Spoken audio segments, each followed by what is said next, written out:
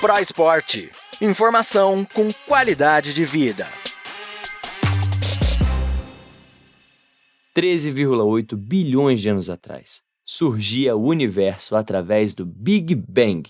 Há 4,5 bilhões de anos, formava-se a Terra.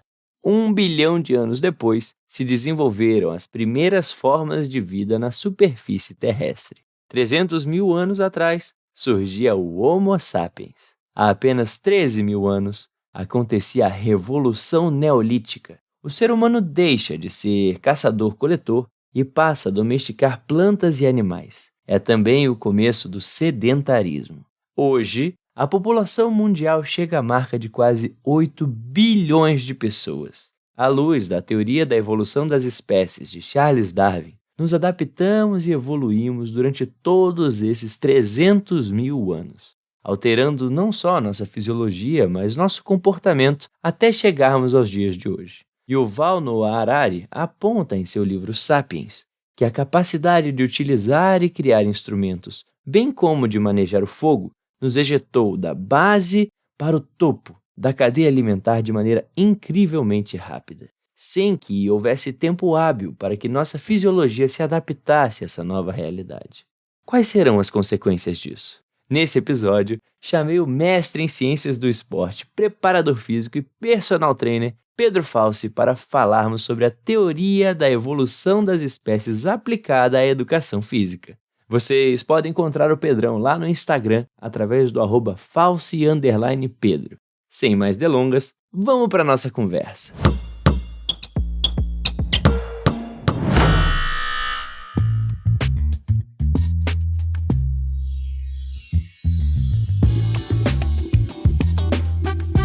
Pedrão, fala um pouquinho pra gente da sua trajetória. Obrigado aí pelo convite.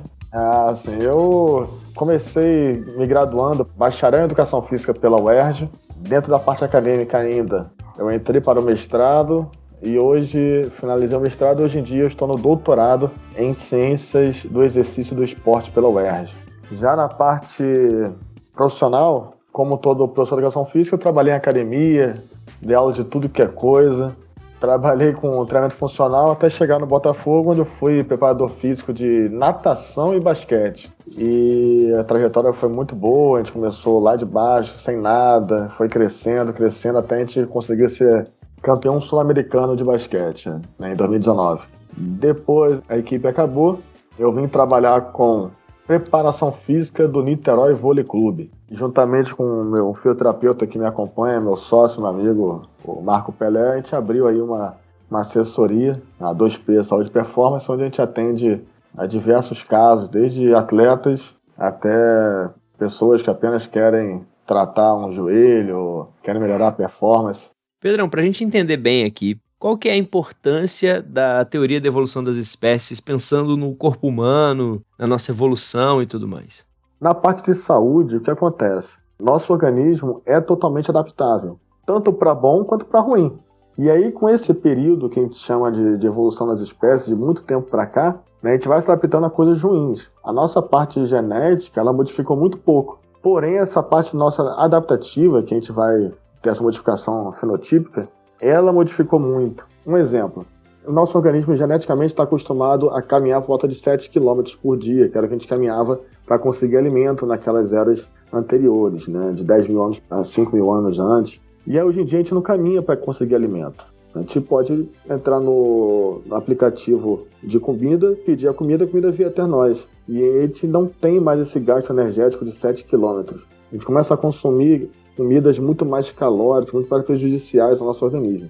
E aí, se a gente não conseguir compensar de alguma forma, seja fazendo exercício, eu sei que exercício é uma coisa que é muito complexa para nós, porque nós estamos adaptados a não gastar muita energia, a armazenar energia. Sim. Mas tem que se doutrinar a fazer exercício para gastar energia, porque a gente precisa ter esse gasto energético, já que a gente consome muito mais alimentos com muita caloria hoje em dia. E gasta muito menos, porque é carro, é controle remoto, é telefone. Então, para a educação física, a gente tem que entender que nosso organismo, ele é um organismo de armazenamento de calorias, de energia, ele é típico disso, ele vai guardar energia e que a gente tem que trabalhar para, de alguma forma, gastar essa energia, porque é extremamente importante esse balanço energético dentro do organismo, senão a gente pode trazer vários prejuízos para a nossa saúde. Tem um livro, né, Pedrão, que fala muito sobre o que mudou e o que não mudou durante esse período, nesses 10 mil anos, que é o Sapiens, né, do Noah Yuval Harari. E nele ele comenta lá também que, por conta da capacidade que o ser humano desenvolveu de utilizar instrumentos, o ser humano deixou de estar, no meio da cadeia alimentar e foi pro topo, de uma forma muito abrupta, muito rápida. Isso fez com que o nosso cérebro e o organismo como um todo não gerasse adaptações suficientes para que nós pudéssemos ter um equilíbrio em relação ao novo estilo de vida. Uma vez dito isso, você comentou a respeito de andar de carro, de ter controle remoto, da facilidade e praticidade de ter o alimento na mão e tudo mais. Tudo isso nos leva a ter uma rotina e o dia a dia muito mais sedentário, né? Com certeza. O sedentarismo, originalmente, ele começou a ser praticado quando a mulher descobriu a agricultura, né? Por observação, grupos nômades se alocaram perto de rios e aí eles perceberam que os frutos das árvores caíam naquele rio, chovia, nascia a plantinha ia crescendo. E aí, quando descobri a agricultura, aí começou essa área de sedentarismo. Bom, eu vou fazer o quê? Para que eu vou ficar indo atrás do alimento se o alimento pode surgir do meu lado? E outra, os animais, eles ficavam cansados e iam beber água no rio. Então eles descobriram que se eles ficassem perto dos rios, além de ter água, ter peixes e poder produzir esses alimentos próximos, eles poderiam caçar os animais que iam lá cansados beber água do rio. Ou seja, os povos começaram a se alocar próximo aos rios e cada vez mais não se deslocar para consumir alimento. Então eles começaram a construir ali um ciclo de sedentarismo. Foi assim que historicamente começou. E sedentário, na verdade, é de ficar sentado. A palavra vem de ficar sentado. O que mudou? Que, na verdade, começaram a pesquisar que, por exemplo, estou fazendo crossfit 2 vezes na semana, 1 hora por dia, 2 vezes na semana. Mas você passa o resto dos outros dias todos sentado ou deitado, sem o mínimo de atividade possível, você pode ser considerado mais sedentário do que uma pessoa como eu, por exemplo, que eu não faço exercício programado nenhum, não faço crossfit, não vou para musculação, não faço corrida, não faço nada, mas que durante o meu trabalho eu tenha vários deslocamentos e aí eu mantenho um nível de atividade física moderado. Calcularam que no final da semana eles se equivalem. O cara que faz exercício físico 2 vezes na semana, mesmo que intenso, mas que passa o dia todo sem fazer nada, e o cara que tem uma atividade mais moderada durante o dia, porém não tem exercício programado nenhum. E aí, o que seria ser sedentário? E aí foi quando mudou a chavezinha de 2016 para cá. Hoje em dia a gente tem um nível de conhecimento sobre sedentarismo diferente. É uma palavra que até está sendo modificada de sedentarismo para baixo nível de atividade física. Então a gente não costuma falar mais, a pessoa é sedentária. A pessoa tem um baixo nível de atividade física, a pessoa tem um moderado nível, a pessoa tem um nível alto. Então o sedentarismo é algo que já vem sido pensado há muito tempo, que traz bastante prejuízos, né? A gente sabe que a falta de exercício físico, ela não necessariamente só prejuízos, mas não traz benefícios. E aí, se a gente combina essa falta de benefícios com os prejuízos causados pela alimentação, por exemplo, aí a gente já cria uma bomba relógio para mais para frente a gente ter algum dano celular, algum outro dano articular. Como funciona essa relação entre obesidade e emagrecimento dentro dessa visão da evolução das espécies, Pedrão? Isso é muito legal, cara. É uma coisa que eu prego muito, que assim, às vezes a gente fala, Léo, você não consegue emagrecer, você não se esforça. O emagrecimento não é só você parar de comer e fazer exercício, não é só isso. O emagrecimento é todo um processo de mudança, né, de vida. Então, é complexo, né? À luz da evolução das espécies, o que acontece? Nós sempre fomos indivíduos, né, seres humanos, que consumiam energia quando aparecia. Então a gente vivia de folhas, frutos, algumas raízes, e quando sobrava algum animal, a gente conseguia consumir. Sim. Então a gente consumia o máximo de comida que aparecesse e teria uma capacidade de armazenar energia dessa comida muito boa. Então a nossa genética, que não modificou muito, ela continua sendo uma genética armazenadora, pouco gastadora. A gente faz de tudo para não gastar energia, porque a gente continua sendo aquele ser humano que não sabe o que vai acontecer no dia de amanhã. A gente precisa preservar a energia para os sistemas principais, que é cérebro, a parte cardiovascular. A gente precisa guardar energia para esses sistemas. Então, se a gente ficar gastando energia com outras coisas, né, o cérebro pode entender que a gente está gastando energia à toa. A gente tem uma dificuldade tanto de fazer exercício, de gastar energia sem luta ou fuga, né? Então, para a pessoa querer fazer exercício é difícil, não só psicologicamente, como a genética nossa não ajuda a gastar energia, a gente é poupador de energia, e a nossa genética é de consumir energia. Então, quanto mais a gente vê energia, mais a gente quer consumir. Se a gente puder consumir coisas muito energéticas, com muita gordura, com muito carboidrato, melhor ainda. Tem que pensar quando vai passar alguma coisa para alguém, você tem que emagrecer, você não consegue emagrecer, você não tem força de vontade. E tem que lembrar que é difícil a gente emagrecer porque a gente tem que poupar energia o tempo todo. Nosso organismo é poupador de energia. E é difícil a gente fazer exercício porque nosso organismo é poupador de energia, a gente não vai fazer exercício para gastar energia à toa. Então não é tão simples assim, vou emagrecer. É todo um trabalho tanto psicológico quanto uma briga contra a nossa genética que pouco foi modificada desde os 10 mil anos para cá. E aí entra também uma questão chamada sistema de recompensas, né, Pedro? O famoso sistema de recompensas do cérebro, que quanto mais energético for aquele alimento que você come, quanto mais sal, açúcar e gordura você consome, mais o seu cérebro entende aquilo como algo positivo, como algo bom, mesmo que não seja. O que não seja porque hoje em dia tudo leva muito açúcar, sal e gordura. E, lógico que as empresas de alimentos já pegaram isso há muito tempo. E para o nosso cérebro é importante ter muito açúcar, ter muita gordura. É importante porque a gente vai reter energia, né? Quanto mais energia estiver entrando, mais feliz fica o cérebro, até porque a gente depende de energia para tudo. A própria reprodução muitas vezes era limitada naquele tempo, né, 10 mil anos atrás, 8 mil anos atrás, porque a reprodução demanda muito alimento, muita energia. A mulher vai ter energia para ela e para mais uma pessoa. E antigamente não tinha essa energia disponível à vontade. O cara tinha que caçar para poder consumir, ele ficava 2 dias sem consumir. Então a reprodução era muito limitada por causa disso. Se a gente for pensar em que de repente, 8 mil anos, 10 mil anos, de repente, você saiu de raro encontro de alimento para um encontro de alimentos assim, fora do comum, de tanto alimento que tem para você consumir, não deu tempo ainda de a gente se adaptar a isso. Né? Então a gente é só felicidade. Quando a gente come uma coisa doce, com muita gordura, é só alegria. O cérebro fica feliz pra caramba. A nossa satisfação, em vez de estar comendo um alface, comer um brigadeiro, é completamente diferente. Né? É verdade. É outra coisa, né? Tem uma questão também, que são os processos inflamatórios por conta do treinamento, por conta de alimentação e tudo mais. Isso tem ligação direta com essa questão, né, do sistema imune, da fadiga que é sentida, da vontade de treinar ou não treinar. Como é que funciona isso, Pedro? Tem um artigo de 2020 que eu sou apaixonado por ele. A gente leva muito a ferro e fogo as coisas, né? E o nosso organismo é muito complexo. Então, por exemplo, tem muita discussão de fadiga. Por que fadiga? Porque na época era ácido lático, né? Agora é o hidrogênio, agora é a mitocôndria, agora tem muita discussão sobre isso. E, na verdade, a gente tem que pensar num geral. E esse artigo que ele fala, né? O sistema imunológico está presente em praticamente tudo, né? Ele não é aquele sistema só de defesa, só para curar a doença. O sistema imunológico, ele atua em todas as diversas áreas. Então, enquanto você está tendo um nível de obesidade, tem vários macrófagos, que são células do sistema imunológico, atuando junto de uma inflamação gerada por essa obesidade. A obesidade gera uma inflamação crônica de baixo grau que acontece o tempo todo no seu organismo. Então você está o tempo todo inflamado quando você está obeso. E aí tem o sistema imunológico atuando o tempo todo ali naquela inflamação. Quando você faz exercício, a sua musculatura ela é danificada. Quem vai consertar? O sistema imunológico. Então o sistema imunológico é extremamente importante para o funcionamento do organismo, assim como o sistema nervoso e o sistema gastrointestinal. São 3 sistemas extremamente importantes e extremamente gastosos, eles gastam muita energia. E o cérebro precisa entender, ele entende isso, né?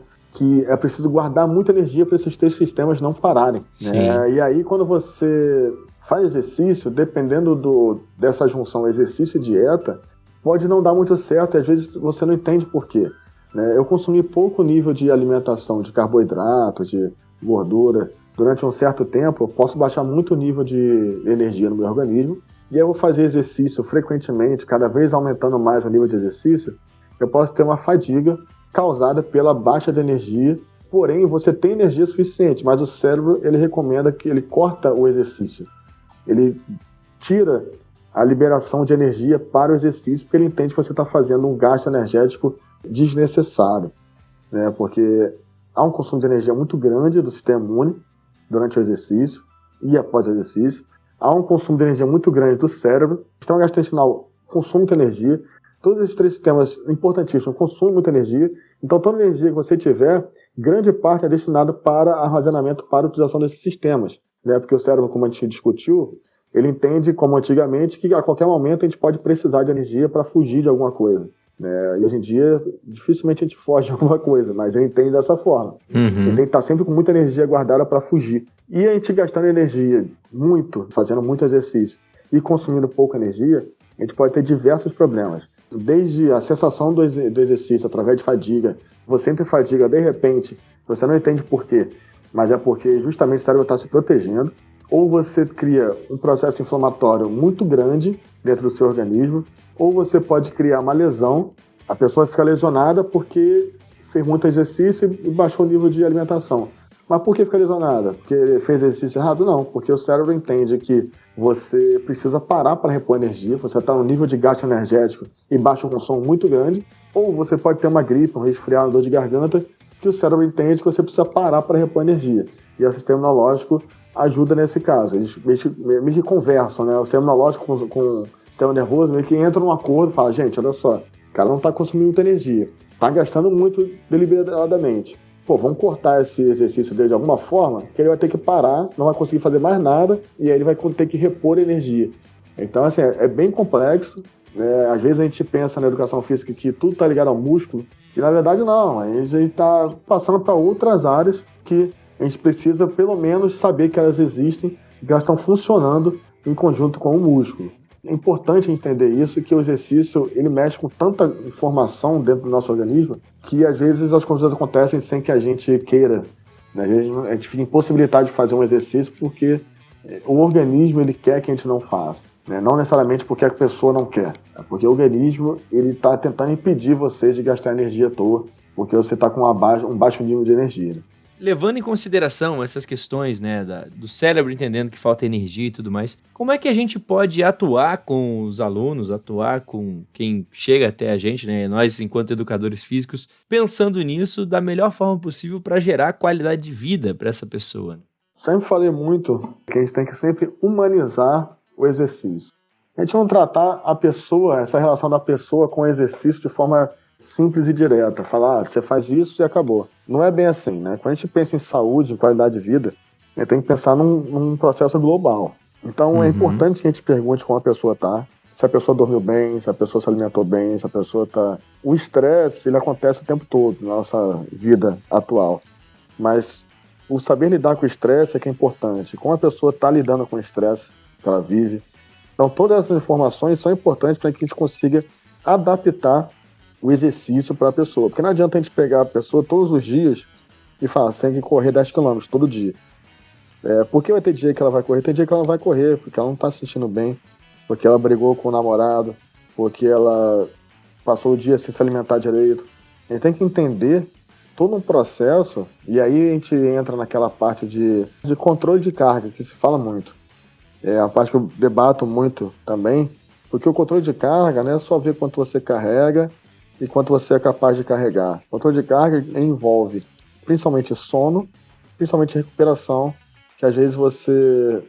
Domingo, você passou o dia todo descansando. Na segunda-feira você é capaz de carregar o peso que eu vou te dar para carregar. É capaz, Mas se você não dormiu bem, você não vai ser capaz de carregar. Ou você vai tentar carregar, mas isso pode trazer prejuízos. Então esse controle de carga que a gente chama é aquilo que relaciona tanto o bem-estar físico, a pessoa não ter dor, a pessoa não está sentindo nada, não está cansada, quanto o bem-estar da parte mais neurocientífica, né? Como é que foi a noite de sono, como é que foi, você brigou com alguém, você está estressado, você está num nível de cansaço mental alto, né? Tudo isso envolve a nossa formulação do exercício para aquela pessoa, pensando sempre no bem-estar. Então a gente tem que lembrar de tudo isso, lembrar que não é fácil a pessoa querer fazer exercício, porque geneticamente a gente é poupador, então demandar muita energia para fazer exercício, teoricamente à toa, não é fácil. Segundo, como que a pessoa está, da vida pessoal, se a pessoa dormiu bem, está estressada, se não está, se está tudo bem, se alimentou bem. E terceiro, aí sim, a gente vai para a parte mais prática, mais muscular, e a gente vai tentando adaptar. O mais importante é a gente conseguir adaptar. Nós somos profissionais do exercício. A gente tem que conseguir adaptar exercício para que aquela pessoa faça, para que a pessoa goste de fazer, que a pessoa sinta prazer em fazer. Isso é buscar qualidade de vida, buscar saúde. E não impor as condições que a gente quer ter para a pessoa, sendo que a pessoa não está sendo capaz de suportar essas condições. Acho que esse humanizar o exercício é uma parte complexa, mas é a parte mais necessária para que a gente consiga com que mais pessoas façam o próprio exercício.